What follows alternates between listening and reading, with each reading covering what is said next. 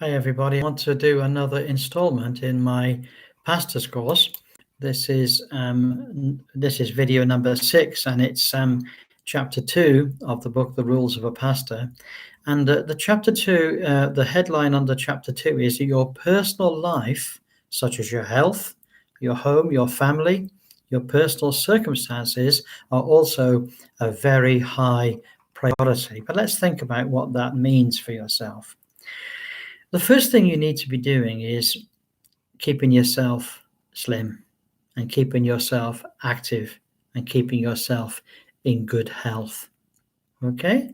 Let me read on and we'll talk about this further.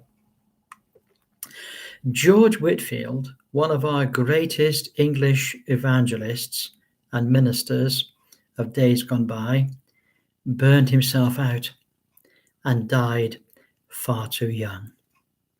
One of our greatest, most successful evangelists of all time, he would preach 22 times a week and sometimes for 2 hours at a time. He traveled everywhere on horseback. He prayed, he preached, and he fair wore himself out. He traveled on horseback like John Wesley, and yet John Wesley, on the other hand, he outlived him by decades and worked carefully and rested often. And yet he preached every day and often twice.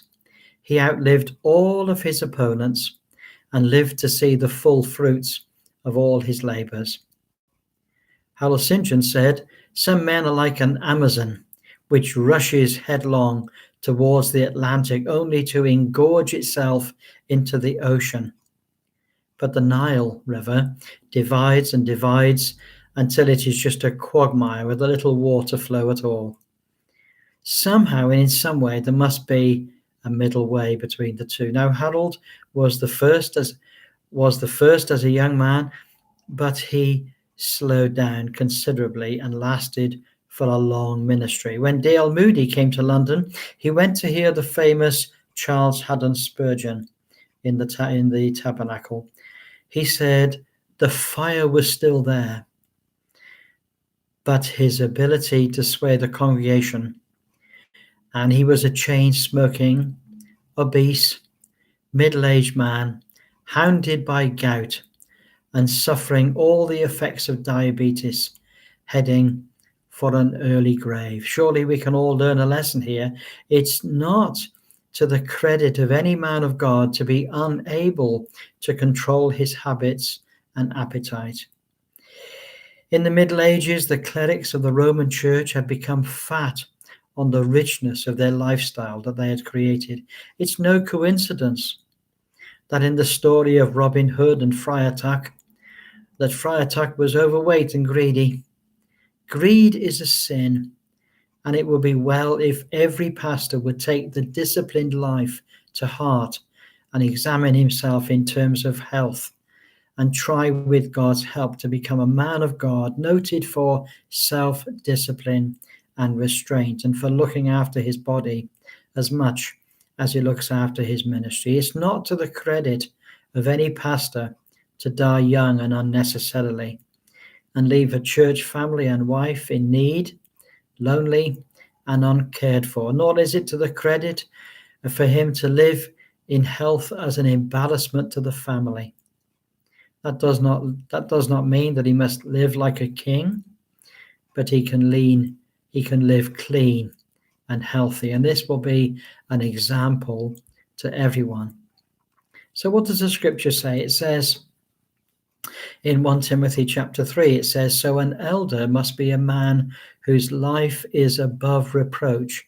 He must be faithful to his wife. He must exercise self-control, live wisely, and have a good reputation. He must enjoy having guests in his home, and he must be able to teach." That's a challenge, isn't it? So let's look at our questions.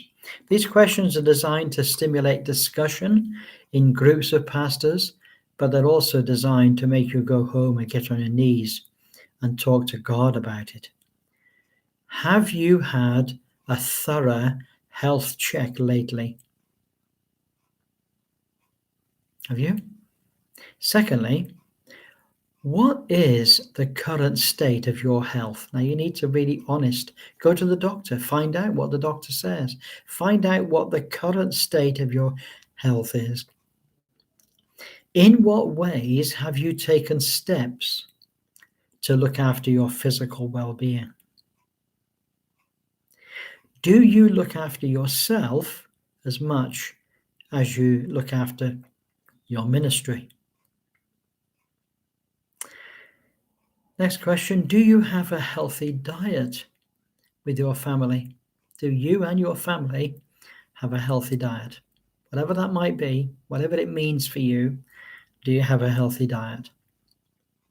And the last question, do you have things of the flesh that master you?